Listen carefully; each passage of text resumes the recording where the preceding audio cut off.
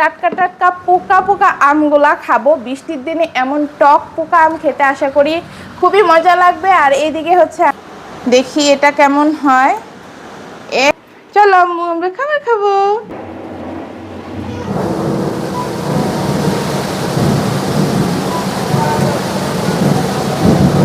নষ্ট হয়ে যাবে না, তখন তোমার ভাই 1.5 লাখ টাকা দিয়ে ফোন কিনে দিছে, 1.5 লাখ টাকা আমার বাবার বাড়ি থেকে আনাবে। খাবার মজা হয়েছে? মজা হয়েছে? থ্যাংক ইউ বলো।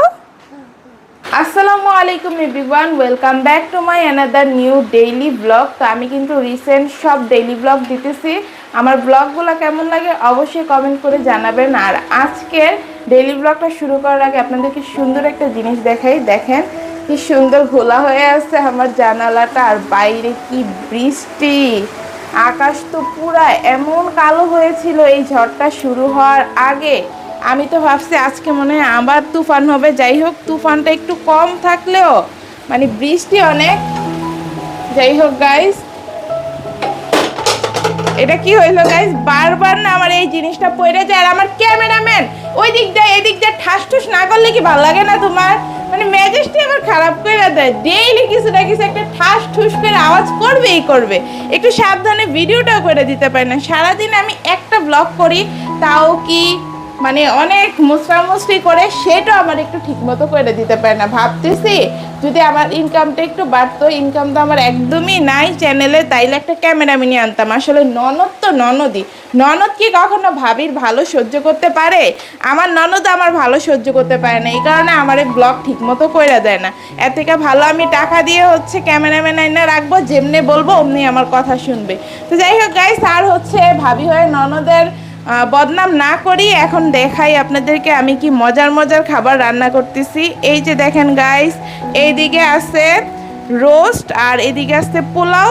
যাই হোক, এই খাবারগুলো কিন্তু আমি এখন রান্না করি নাই, খাবারগুলো রান্না করছি রাতের বেলা। আপনাদের ভাইয়ার খাইতে অনেক মন চাইছিল, একটু বেশি করে আমি রান্না করছিলাম। কালকে কি মনে করে যেন বেশি করেই রান্না করে ফেলছিলাম। মানে আমারও মন চাইতেছিল যে আমি একটু খাবো নে। ডেইলি তো আপনাদের ভাইয়ার জন্যই রান্না করি, কখনো নিজে আর খাই না, বুঝছেন। আচ্ছা যাই হোক, আমি জানালাটা চাপাই দিই, কারণ অনেক বেশি বাতাসে ঝাপটা আওয়াজ আসতেছে, যার কারণে আমার ভয়েস একটু সমস্যা হইতে পারে হয়তো বা। তো একটু বেশি করে রান্না করছিলাম, কিন্তু এখন না আমার খাওয়ার একদমই মুড নাই। আর একটা সত্যি কথা বলি গাইস, এই যে বাইরে ঝড় বৃষ্টি হইতেছে, এই টাইমে কিন্তু আমার ঘুমাইতে অনেক ভাল লাগে, অনেক ভাল লাগে। আমি আমার বাবার বাড়িতে থাকতে এই বৃষ্টির দিনে যদি স্কুল ছুটি থাকতো, জীবনেও ঘুম থেকে উঠতাম না। আমি সারাদিন শুয়ে থাকতাম, এমনকি আমি সারাদিন না খাইয়া ঘুমাইও থাকতে পারতাম। এই বৃষ্টি বাদলার দিন কিন্তু এইখানে আসার পর ঝড় বৃষ্টি মানে যাই হোক না কেন, সবার আগে আমি উঠে যাই, আমার শুয়ে থাকা আর হয় না। আর ঘরের সবাই নাক ডেকে ঘুমাইতেছে। তো আজকে আমার খুবই কষ্ট লাগছে যে আমার মাথাটা কিন্তু এখন অনেক ব্যথা। আমার মন চাইতেছিল যে আমি আরেকটু শুয়ে থাকি, কিন্তু পারি নাই। ওই বাচ্চা উঠে গেছে, বাচ্চারে কে সামলাবে? আমারই তো সামলাতে হবে আমার বাচ্চা।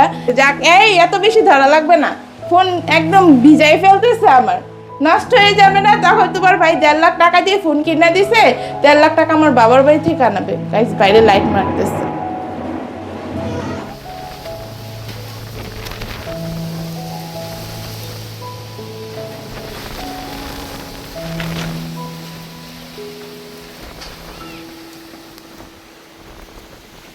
তো যাই হোক, এখন আমি আর আমার মেয়ের জন্য এখন খাবার বাড়বো।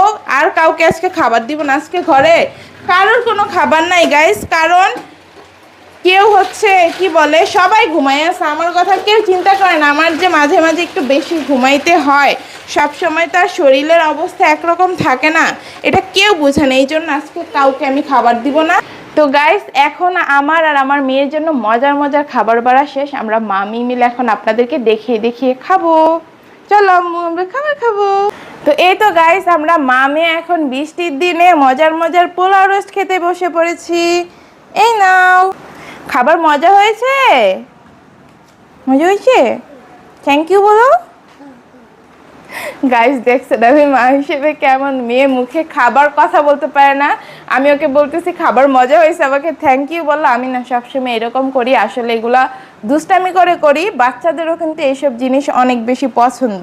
এই জন্যই করি। তো যাই হোক, আগে হচ্ছে মেয়েকে খাওয়াবো, মেয়েকে খাইয়ে তারপরে আমি মা খাবো। গাইস, আমার মেয়ের যে এক নলা খাবার খেতে কত টাইম লাগে দেখেন, সেই কখন দিছে এদিকে ডুপমাইরা বসে আছে। ওরে খাবার খাওয়াইতে গেলে আর না হইলো হাতে 1 ঘন্টা সময় রাখতে হয় শুধু খাবার খাওয়ানোর জন্য। তারপর ওর পুরোপুরি খাবার খাওয়া শেষ করা যায় না, ওর খাবার খাইতে এত টাইম লাগে। আমিও খাবার খাইতে একটু টাইম নেই, কিন্তু এত তো নেই না। আর ও কি করে জানেন, যে মাংস দেই না, মাংস রে চিবাইতে চিবাইতে একদম ওইটারে চুইংগাম বানাই ফেলে।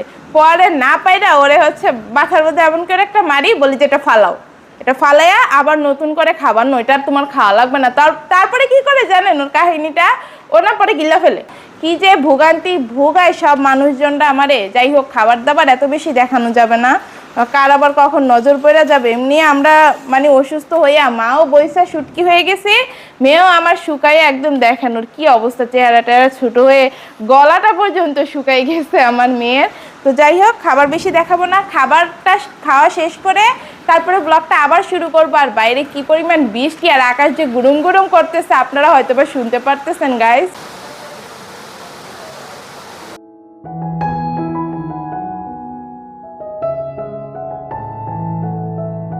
তো এই তো গাইস, আমার খাবার খাওয়া শেষ। এখন আমি আমার শাশুড়ির গ্রাম থেকে আনা ফরমালিন মুক্ত টাটকা টাটকা পোকা পোকা আমগুলা খাবো। বৃষ্টির দিনে এমন টক পোকা আম খেতে আশা করি খুবই মজা লাগবে। আর এইদিকে হচ্ছে আমি বাটি আর পানিও নিয়ে আসছি। এখন আমি আপনাদেরকে দেখাবো এই আমগুলোর অবস্থা কি। এই যে কালকেও কিন্তু অনেকগুলো আম ছিল এখানে, তবে আজকে কমে একদম নিচে নেমে গেছে। কেন জানেন? একটাই কারণ, আমগুলো পোকা, আমগুলো খাওয়া যায় না, আর না হলে টক হয়, পরে হচ্ছে কেটে কেটে ফেলে দিতে হয়। এখন দেখি এই ছোট্ট আমটা কেটে পরে বড়গুলা কেটে দেখবো। তাকে একটু ধুয়ে নিই। আমগুলা রাখলে নাকি আরো পাকতো। তো গাইস, আমগুলারে পাকতে দিয়ে লাভ হবে কি বলেন? আমগুলা যদি পোকাই খাইয়ে ফেলে। যাই হোক, এটা ছোট আম, এটার মধ্যে পোকা হয় না। এখন একটু খেয়ে দেখি এটা আসলে মিষ্টি নাকি টক। টক মিষ্টি দুইটার কম্বিনেশন। আচ্ছা, আরেকটা কেটে দেখি। আম আমার আজকে 10 দিল কেন? আমি অন্যান্য টাইমে খেতে বসলে আমের মধ্যে পোকা থাকে, তো এবার এটা কেটে দেখি। আর এই আমগুলা মিষ্টি, এই আমগুলা মিষ্টি, কিন্তু এই আমগুলোর মধ্যে হচ্ছে পোকা থাকে, আর না হলে ভিতরটা কেমন যেন হয়।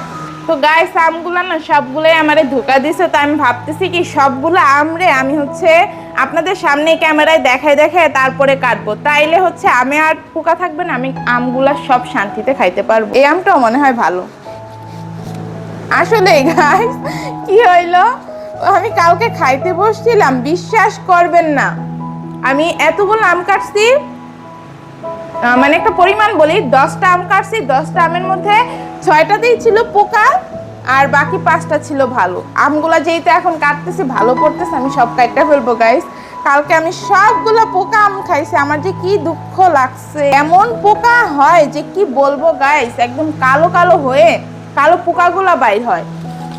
আর হচ্ছে গ্রাম থেকে কাঁঠাল আনছে, কাঁঠালগুলা তো জঘন্যতম অবস্থা। কালকে আপনাদের ভাইয়ের ব্লগে দেখছেন, এত ছোট ছোট কাঁঠাল, আল্লাহ জানি এগুলো কবে পাকবে। তো গাইস দেখছেন, আমি অলরেডি কিন্তু অনেকগুলো আম কেটে ফেলছি, এটাই লাস্ট, আজকে আর আম কাটবো না।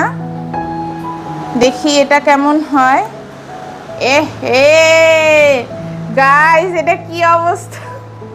ফাইনালি একটা আম পাইলাম। তো এটার ভিতরে পোকা মনে হয় বের হয়ে গেছে। যাই হোক, এগুলা দেখতে আমার জঘন্য লেভেলের খারাপ লাগে, বিচ্ছিরি অবস্থা লাগে। তো আমার হচ্ছে আম কাটা শেষ। এই আমগুলো আমি হচ্ছে এখন বাইরে বৃষ্টি দেখবো আর খাবো।